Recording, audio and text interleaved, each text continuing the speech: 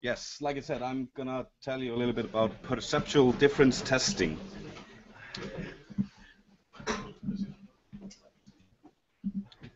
So there are many different types of tests, and everyone should be at least familiar with these types of tests, where we have unit tests, which will test individual isolated units of code. Then we have integration tests, which will test groups of individual modules. And finally, end-to-end tests that will test the whole system. What these all tests have in common is that they are about testing the logic of the application. They don't care if something looks correctly or if something is missing the style. A button could be shifted to the side, but it's still clickable. So these things need to be tested some other way, since they're not caught by these mentioned tests. I actually worked on a project for a few months that required us to take a system and restyle it completely and restructure it. It was worked on by multiple developers for a number of years, and it had gone it wasn't structured really well everywhere. So when we were changing out stuff and restyling different parts, it was really easy to test if the system still worked, since we had all the normal tests, but it was really hard to figure out if everything looked correctly. So, for example, we could change out some parts of the system, verify that it looked correctly, and then maybe a week or two later something else affected it, and it created this visual regression. And it's really hard to figure out when you see these visual regressions later on to what caused them. But if you're able to catch them early on, while you're working on something, you might be easily able to fix it. So we started looking for solutions to this problem. And that's where perceptual difference test came in. It's about taking the application and comparing the before and after a change visually. So, for example, you could have a website that's in production, and that will be the before, and then you change something, and that's the after. You will take these two different versions and verify them visually if they look the same, or if what's different is what you intended to change. But the tests are about to catch the subtle changes. Or let's say you have a big application that has hundreds of different pages. You're not going to manually verify each and every one of them. So here's an example of a puzzle that probably all of you have seen before. You're supposed to spot the differences. And most of you have probably found some differences, but I wonder how many of you have found them all. First of all, how many differences are there? You can't really know unless you've compared every single pixel between these pictures. And that's what these tests are about. They will take the before and after image, or these two images, and compare them on pixel level. And if there's a difference between the pixels, it will flag that pixel. So, for example, here's a result from comparing those two images, where every difference has been highlighted red. So there are 11 areas in those images that were different.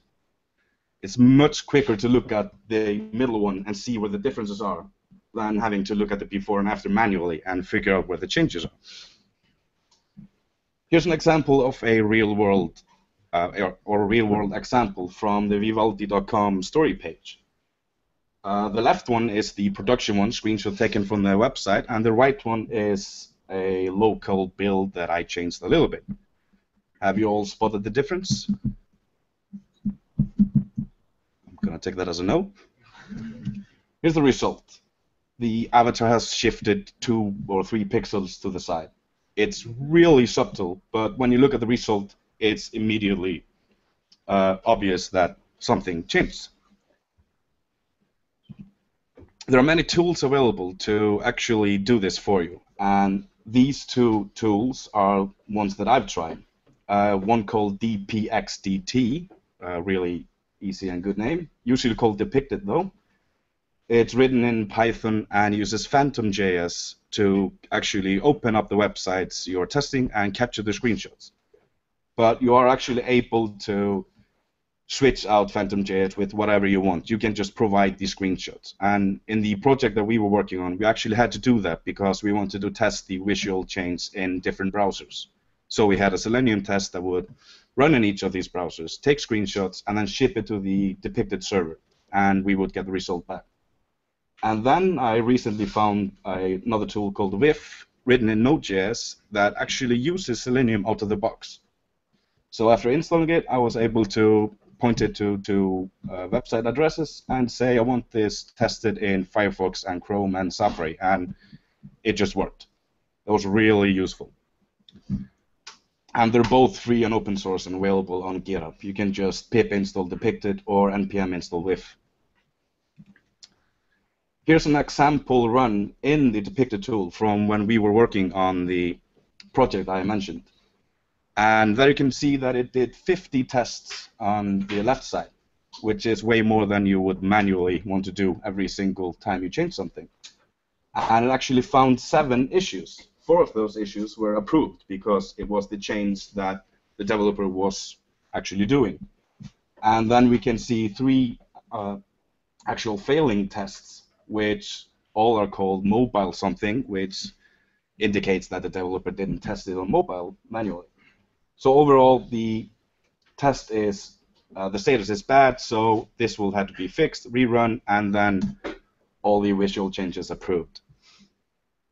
Here's a quick example of an individual test where on the left side is the screenshot from the before, and the right side is the after, and the difference is in the middle. You can just see there that a button must have changed there. You can actually open up the screenshots from this page if they are large and verify them manually if you want or see more details.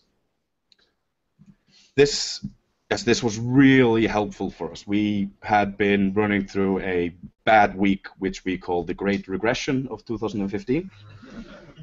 And that's where we found this. And after having spent some time configuring and setting everything up, it really saved us a lot of time in the long run.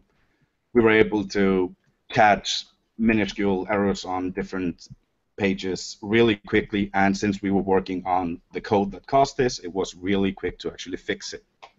So I would definitely recommend having this setup if you're doing something UI related.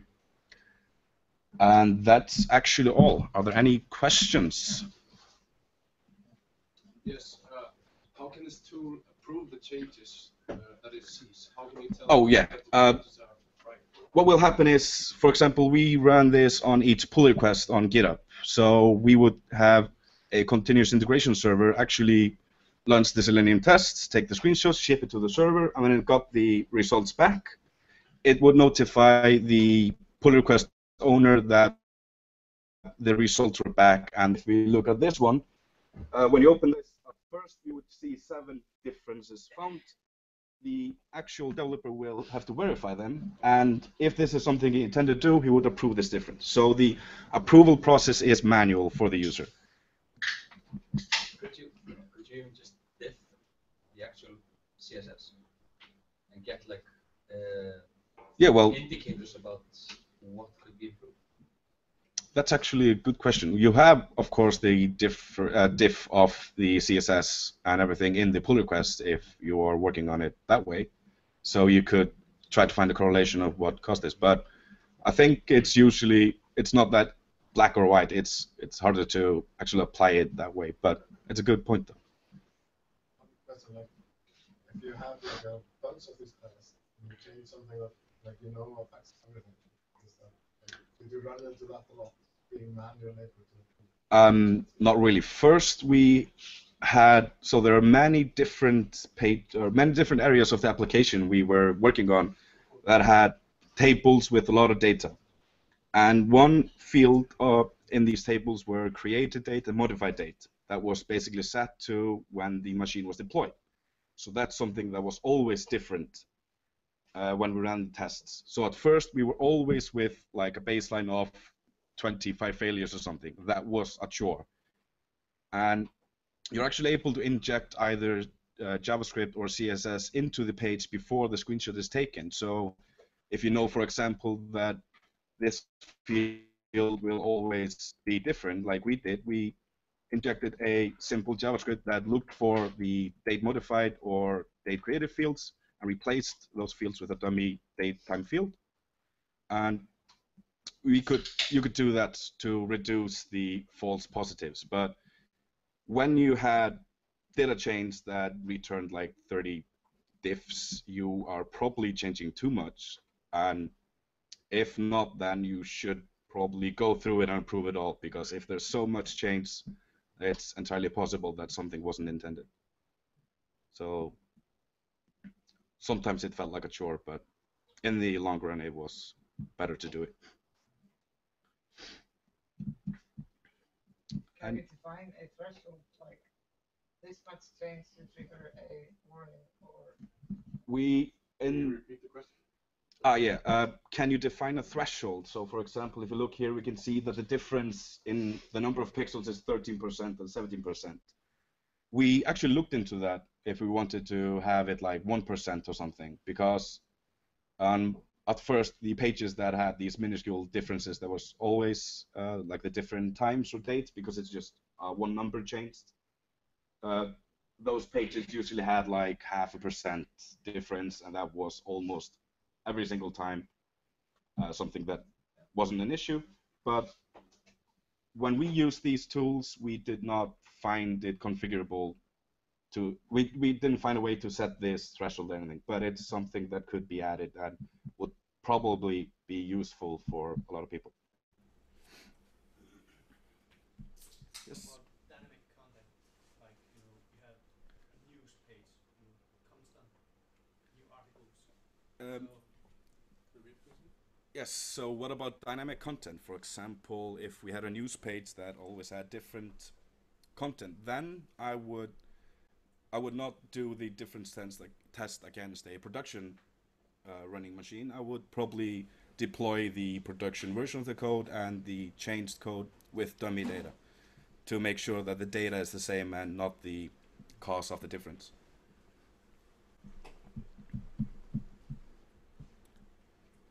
Anyone else? Sweet. Did you find that using this improved the speed in which you could develop, or did Yes. it get into the way? Yes, it was really helpful. Like I mentioned earlier, that when we found a visual regression, we didn't necessarily know if it happened a week ago or 10 days ago. And when you found an issue and you had no idea when it was introduced or what caused it, you have to start searching what caused it.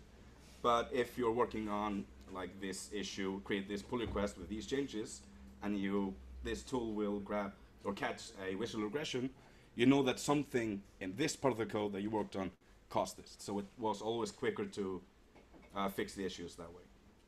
One more question. Like, do you, like the results of like who approved the change, do you store it with the change list, or like? We did not do that. I think you can see here that the user was superuser@example.com. We just all used the default example user, but this is meant to be set up with user access, and you can see who approved everything. But we had this rule that the creator of the pull request would always have to go over the visual difference changes, and he would have to be the final guy to approve it, because he would have to say, this is what I wanted to do, I approve every single difference. And if it turns out it wasn't, it was his responsibility. You? Yeah, you showed the screenshots from Depicted. Do you have the same approval process for VIF, where you use the Yes. before and after? You will get a before and after, and it's actually, I don't have it running on my machine right now, but it was actually a really nice UI. The WIF UI is much better than Depicted, but it's the same thing. You will get a list of the tests, you click each test, and you will get the before, after, and the difference, and you approve or reject it. Yes? This is self-hosted, right? Yes. Is there a service version available somewhere? Like, is it available as a service? First, when we started looking into this, we actually found a software as a service version of this. Yeah. We didn't look into it because we wanted to see if it was free and open source. So I know it exists. Sorry. Do you remember what it was called? It was a year ago at least, so I've forgotten. But I know that the README for Depicted on GitHub does have like instructions if you want to just fire and forget, like use Google Engine to just take care of everything, set everything up, and it has setup scripts for that, so it doesn't have to be self-hosted, but you will still have to manage it though. I think that's all.